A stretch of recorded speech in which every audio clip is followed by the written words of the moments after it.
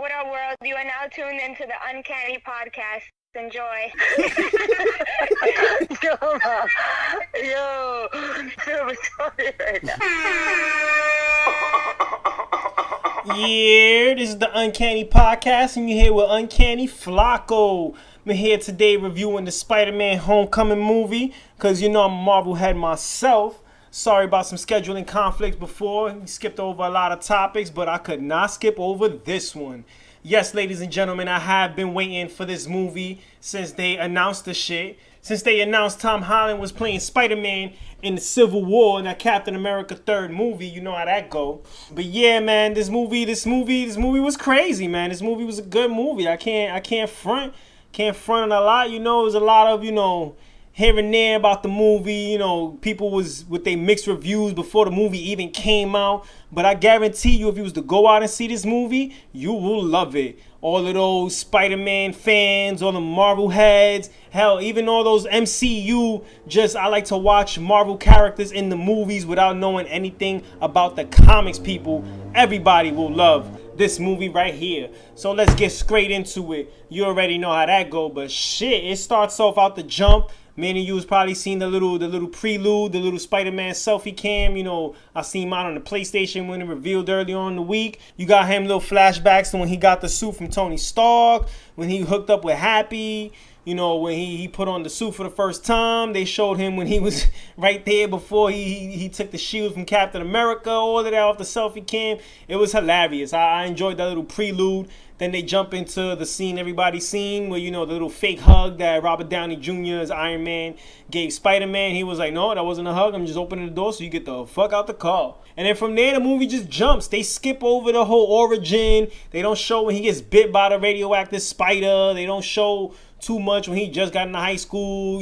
A couple of things was left out, but it was cool. It jumps right into the action. You already know the story of Peter Parker. If you've seen the other two origin movies of Spider-Man, you already know what happened to him, how he got his powers, what he is, and what he do. So they just jump straight into it. Iron Man tells him straight up, yo, listen, I just want you to remain a street level hero, you know what I mean? A friendly neighborhood Spider-Man, stay here in Queens, stop little purse snatchers, dudes who rob bikes and stuff like that, just stay in the hood. We don't really need you for Avengers type missions. You are not officially an Avenger yet. So then it goes into him being the friendly neighborhood Spider-Man, stopping purse snatchers, guys from robbing bikes, helping old ladies with directions and stuff like that. Maybe stop a carjacker here or two. But what I enjoyed about this intro is because anybody that knows me know I love high school movies. I love all old school high school movies from the 80s to the 90s, all the way to Mean Girls. I can't front. There's high school in it. I love me high school movies. And it starts off with Peter Parker. You get the gist that he's in high school. He's a nerd. He has a friend named Ned Leeds. Now, this is one of my gripes with the movie. They kind of mix it with the Ultimate Universe, Spider-Man, Miles Morales. Everybody know that's my guy right there. That's the first black Spider-Man. He's half black, half Puerto Rican. So, let's give a shout out to the half black, half Puerto Ricans out there. Puerto Ricans are, not well represented in Marvel Comics. So we take what we could get, baby. And anybody that knows that in the Ultimate Universe, there's a Miles Morales, and he has a best friend named Genki. Now, Genki is some chubby, fat, Asian, Hawaiian, Pacific Islander type dude. And now in this movie, they have this chubby, fat, Pacific Islander, Asian type dude, and they call him Ned Leeds. Now, anybody that reads the comics like myself knows that Ned Leeds was one of Spider-Man's competitors when he got out of high school and was working for the Daily Bugle as a photographer. There was a guy in there, kind of like Eddie Brock. There's another dude in there named Ned Leeds. And in this movie, they choose to take that persona of Ned Leeds and put it with, his fat, chubby Pacific Islander friend and call him, Ned Leeds instead of Genki, whatever. This kid looks exactly like how I would think Genki would look in a live-action Spider-Man movie. But, hey, they want to switch the names. They want to switch the roles. They want, things to be their own way. This is how it is in the MCU. I'm all for it. It's a great movie. So as long as everything was good, everything fits, I'm with it. So, they show how these two are in high school. They're the nerds and stuff like that.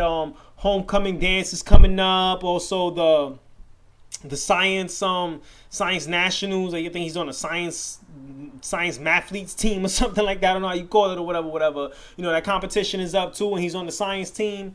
So they just show, him in high school. He can't wait to get out of high school so he could be Spider-Man, go out, save the day and whatnot. Fast forward a little bit, he stops this little bank robbery. They're robbing over ATM machines and stuff like that. And as you've seen in the commercials, they got these little fake masks on, pretending to be the Avengers. And yeah, he stops them, and he notices that they're using these high-tech weaponry that nobody has seen before.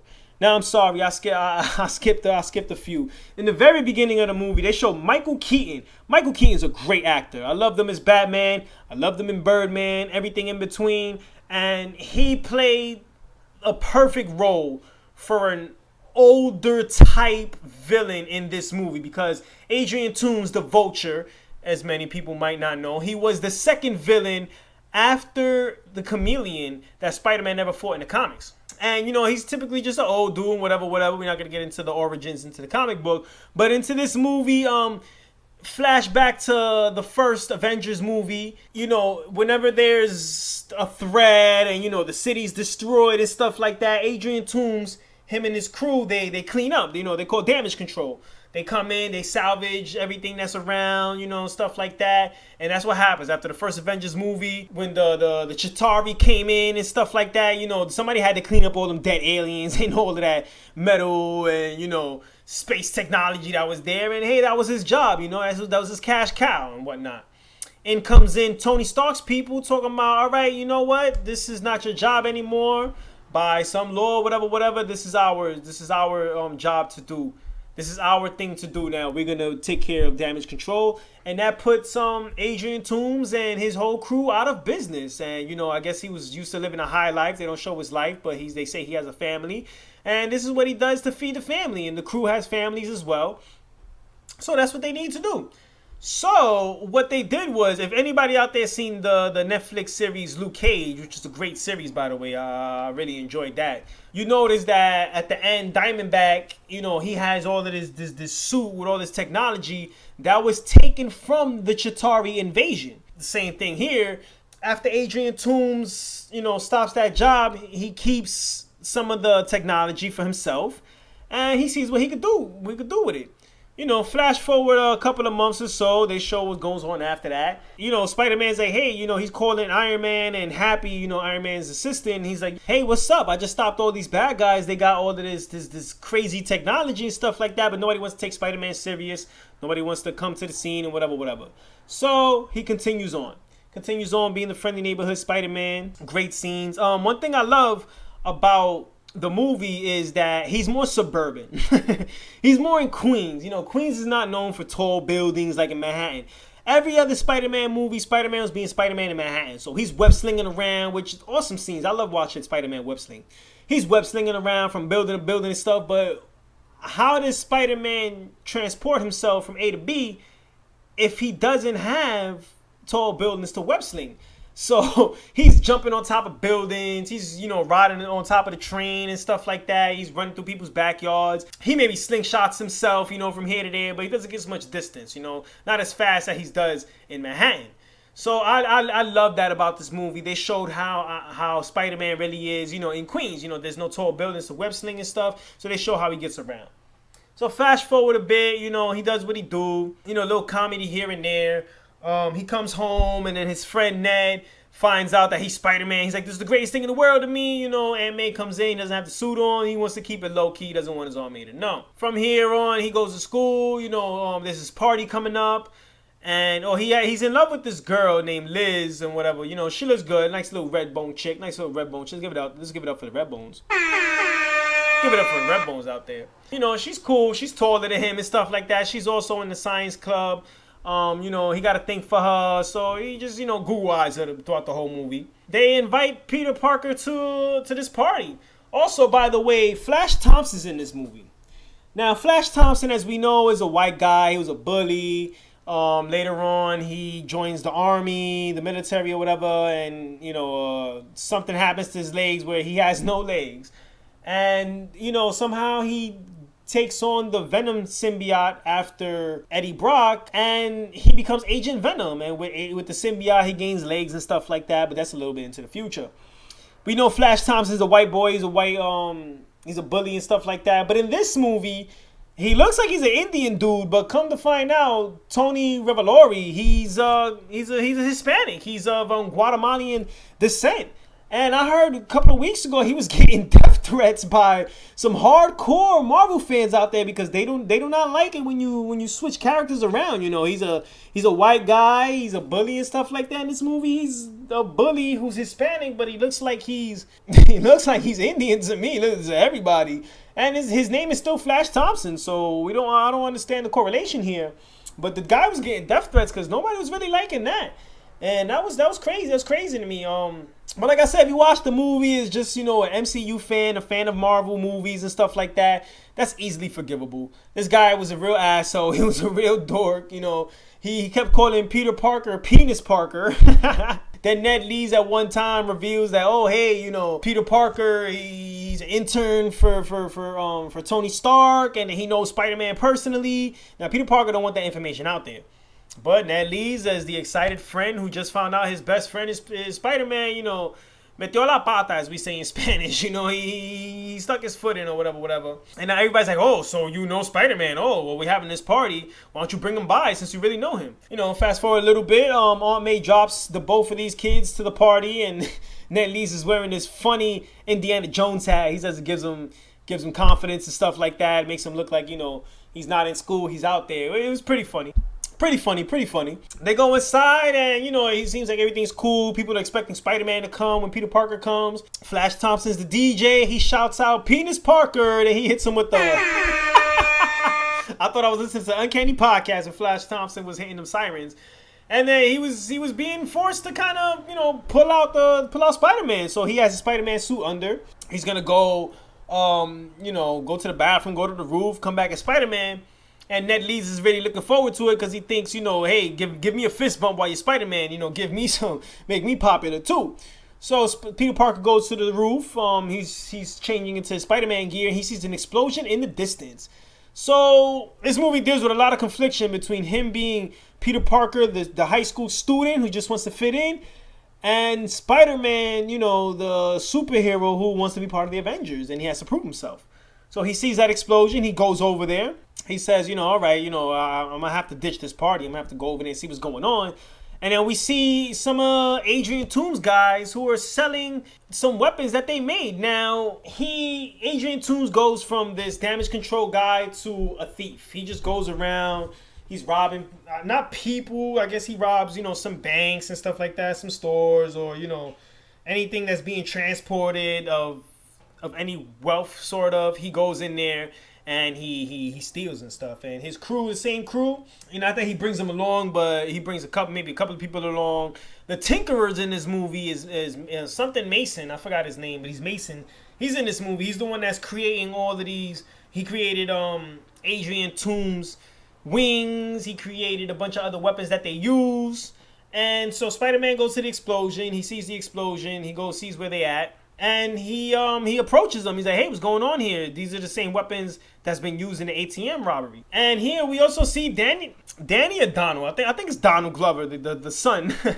Childish Gambino. Let's give it up to Childish Gambino. I seen him. I was like, girl, stay woke. Niggas creeping. That's my shit. But they show him there. He dips because everybody thinks it's a setup and whatnot. And then they turn out to fight Spider-Man, and Spider-Man's fighting them back.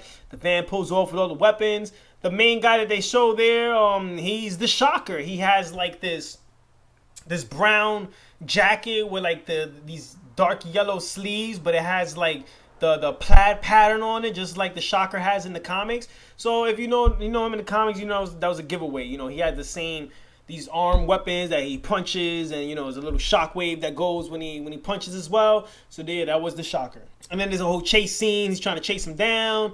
They call Adrian Toomes. They don't call him the Vulture yet. That's very interesting. I liked how they played that out. They didn't label him with a name like they do with other villains in movies and stuff like that. He never calls himself anything at all. It's this guy with these big old wings, and he goes robs people and stuff.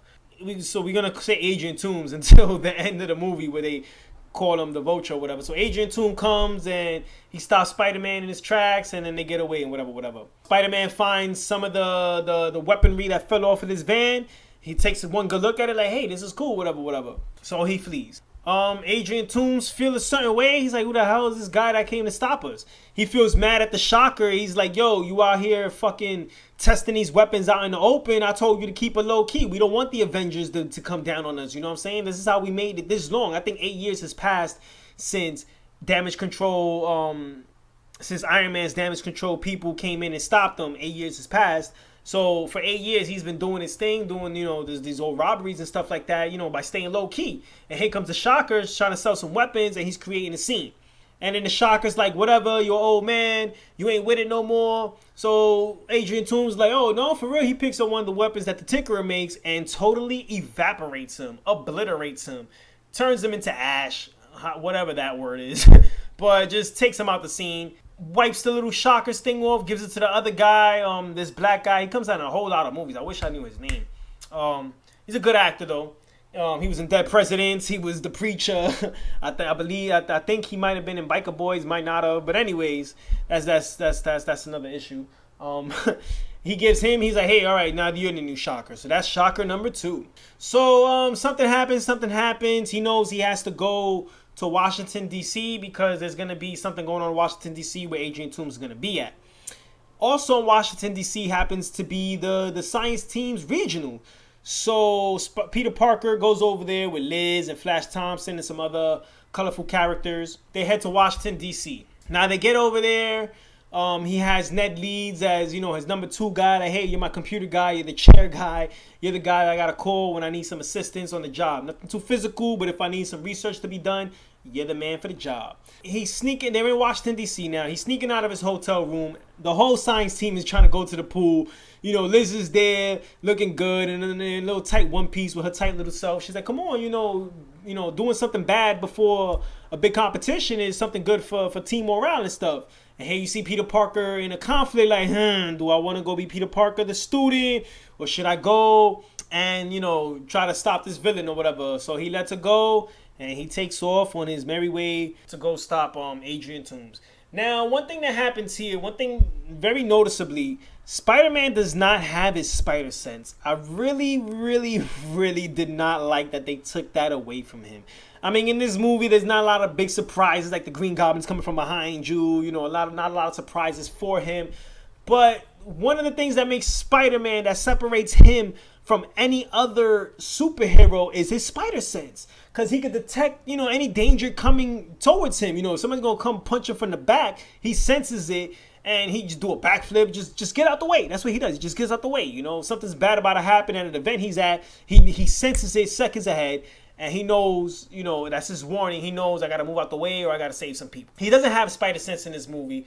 Very disappointed in that. But while he was in the hotel room before he snuck out, there was a tracking device in his suit that Tony Stark gave him. Him and Ned Leeds found the tracking device, took it out.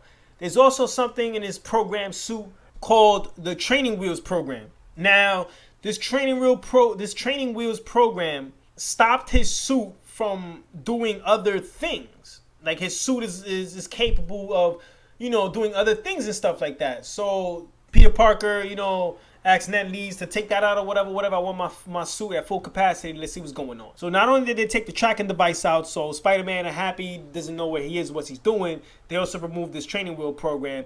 And now his suit has an AI. Disappointment number 2 for me.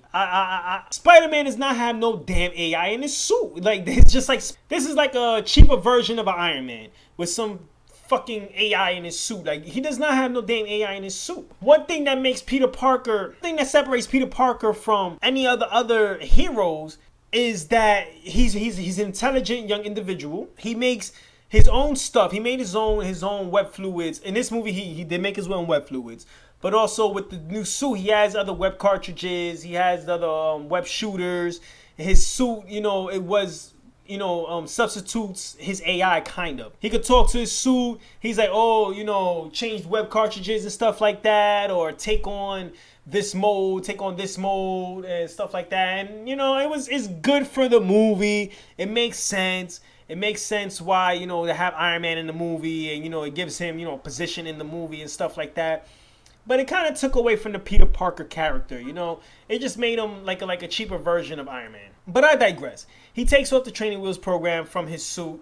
And then from there, he goes to where these guys are at, Shocker number 2 and other individuals that are there using all of these weapons. And they're gonna rob some other these trucks that also salvage some Chitauri stuff, and they was gonna hijack it and take some more supplies for themselves. And here comes Spider-Man to ruin everything. And he's there, like, it's funny because he doesn't know what the suit is doing. The suit is talking to him, and he thinks his web shooter is gonna shoot straight web, but it's shooting completely different things, and he doesn't know what the difference. He has to choose something real quick, and kind of messes with him. And then we see the Adrian Toomes go into one of the trucks, about to take some stuff, and Spider-Man comes, also spoils that plot. And yeah, from there, there's a big fight scene and stuff like that. You see him fighting Adrian Toomes as the Vulture with his suit and everything. Great fight scenes, great job with the Vulture's suit and stuff like that. A lot of people was like, oh, hey, this is like a D-level villain. But he really does fit in this movie, because if he's on training wheels, as the suit was telling him, you need to give him some lesser villains to fight. And this was a great villain, for him. The villain flies, he does all this other stuff, he's very strong. And for somebody that, he's young, inexperienced, all he does is shoot web shooters and maybe can fight a little bit back, it's a perfect villain for him for his first movie. And then, stuff happens. Spider-Man doesn't really spoil the plot here. He kind of gets trapped in one of the trucks, and then the trucks goes to this warehouse for damage control, and he's just basically stuck there. He's stuck there until the morning. Spider-Man has this science contest he has to go to in the morning. So he's there, he breaks out, and again, great scene. If there's no buildings for him to web sling from A to B, how is he going to get to where he needs to go? The suit tells him, jump on this car, it's going a little faster, jump on that car, goes a little faster. Same time, the science thing is going on. He doesn't make it. But hey, the science team still wins without Peter Parker. So to celebrate, they decide to go to the Washington Monument, which is that tall little needle-like building over there in Washington, D.C. They go into the elevator. He's trying to call Ned Leeds. He's like, yo, that little Chitauri thing that you got in your backpack, that shit could be a bomb if it sets off with some sort of radiation and stuff like that. So he puts the bag through this metal detector, giving it the radiation. So by the time they're up on the top floor, the bomb sets off, fucks everything up in the building. Spider-Man makes it in time. He's trying to climb up this building, again, you see him taking it, not that he's taking his time, but it takes some time for him to climb up there. There's no real fast way to get up there. That's one thing that I appreciate about the movie, because they didn't really show stuff like that in other movies. You see him getting there, and that's it. But, you see him, it takes him some time to get up all the way to the top of the Washington Monument. Now he gets up there, cops come in these little helicopters trying to stop him. Like, yo, who's this guy climbing up the building? Get out of here. The suit's telling him, yo, there's an entry point right here in the corner of the building. So he flies over the helicopter. That's why you see him with the little spiderweb wings. Flies over the helicopter, jumps in there. Nice little scene where he basically saves the day and whatever. And personally, he saved Liz, his little love interest. And she has a more important role later on as well. Don't want to spoil it right now. But yeah, he saves her too.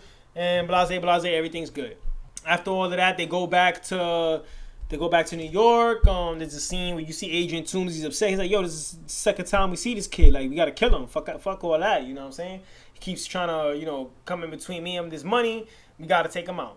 So then from here, some way, somehow, he knows that there's going to be another deal, another arms, trades deal or whatever, with Adrian Toomes people, and whoever else he's dealing these weapons to. And he comes across Michael Mando. Is a good actor from one of my favorite shows, Better Call Saul.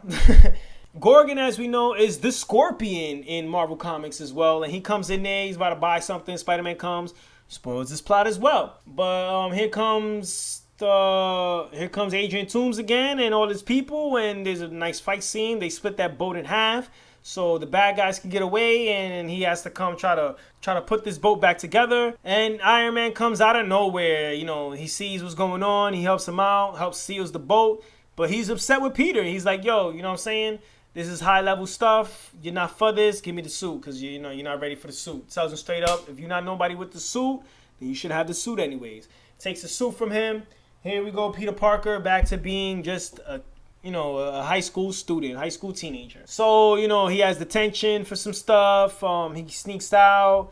He sees Liz in the hallway. He mans up. He's like, yo, I kind of like you. And she says, yeah, I know. He's like, what?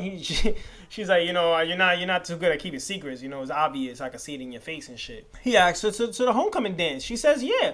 I was like, yeah, that's what's up, Peter. Pulling out all the stops and shit, you know what I'm saying? Sometimes you gotta take that leap. Sometimes you just gotta let the girl know that, yo, you know what I'm saying? I like you. You gotta get this popping. So, you see him settling down. He's some scenes there with him and Ned Leeds, just doing, high school student stuff that they like, building Lego Death Stars and stuff.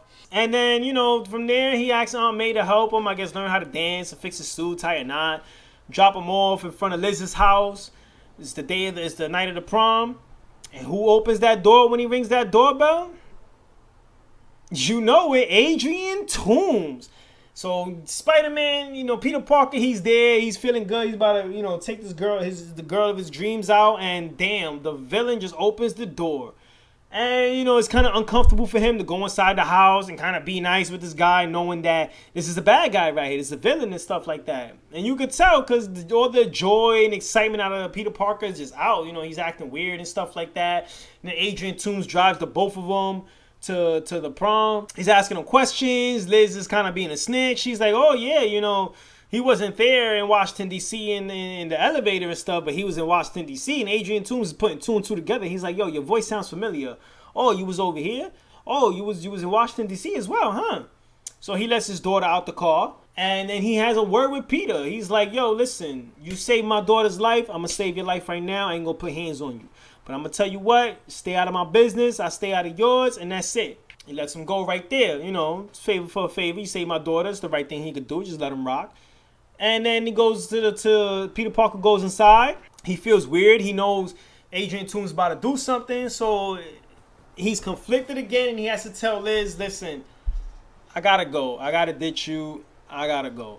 Sad scene. You see her. She's like, really? Like, wow, you going to just fucking leave me here? We didn't even have a dance or anything like that. Peter Parker sneaks out the back.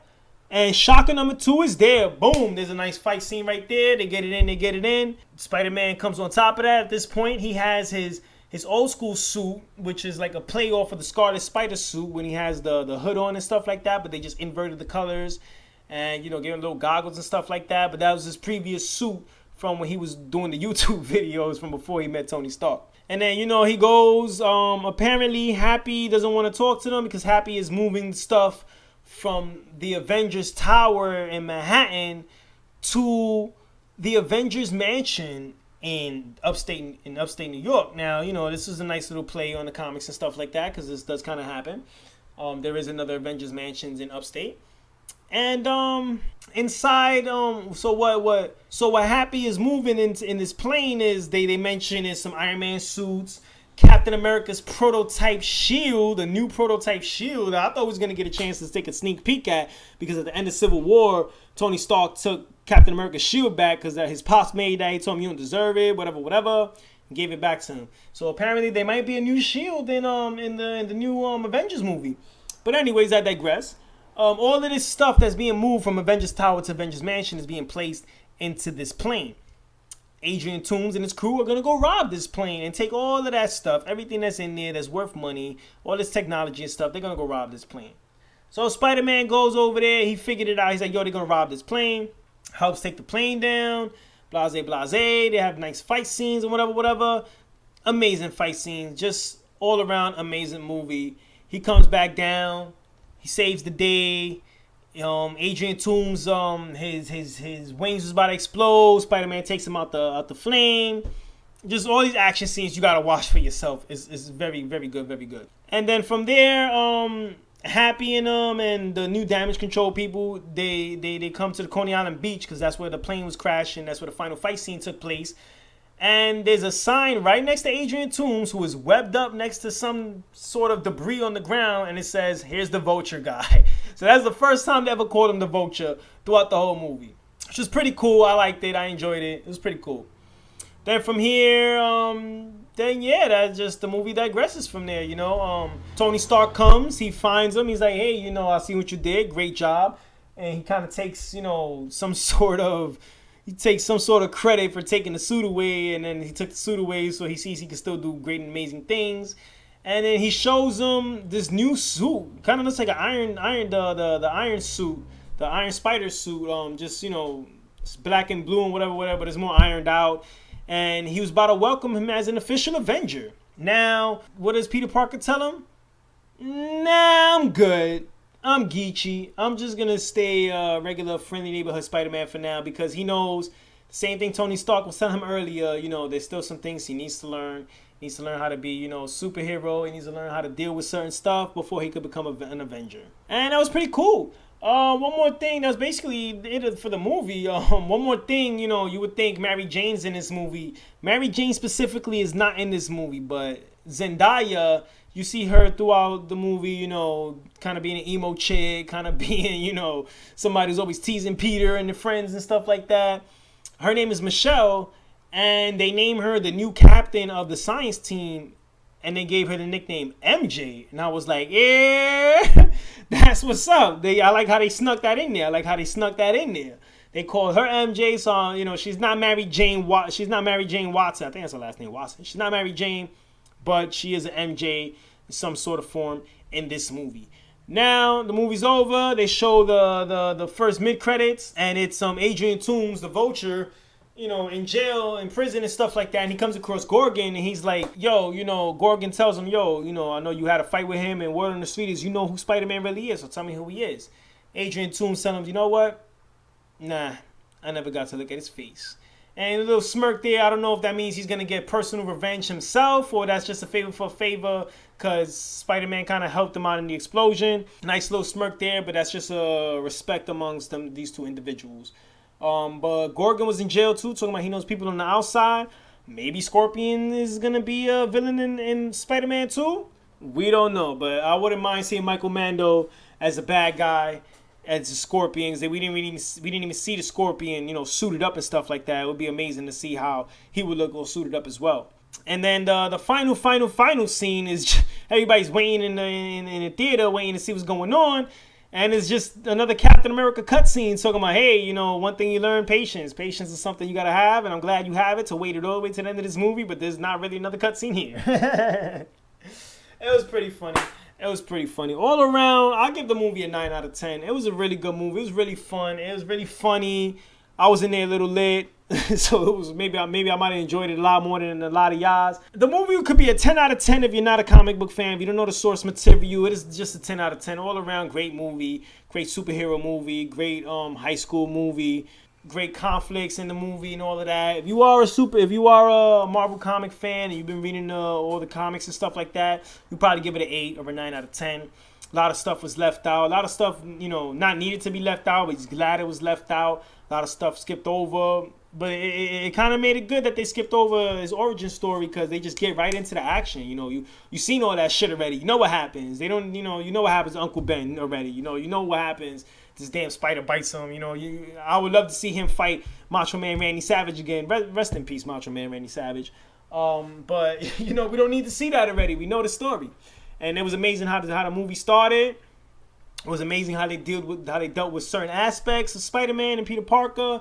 All around good movie. Take your kids to see it. Take your girlfriend, take your boyfriend out there, whatever. Just a great movie to see. We're going to see how the sales do. I hope it does better than Wonder Woman. If you're asking, no, I did not see Wonder Woman. I do not care to pay money to see Wonder Woman. No, not because I don't support females and whatever. It's a DC damn movie, all right? I'm a Marvel head. I love Marvel comics. Avengers, Spider-Man, X-Men, that's my shit, okay? I do not read DC Comics, so I'm not going to go and support it. Now, I'm sure it's a great movie, even though it's a kind of a ripoff of Captain America First Avenger, but I will see it when it comes out bootleg, a great HD copy bootleg, and I will watch it. But as to pay money to go watch it in the movie theaters so it can have one up on Marvel Comics, no, I'm sorry, I will not be doing that. All for a great movie. I hope you enjoyed my review of it and try to make it as quick as possible. And I will holler at you guys later. Peace out. Yeah.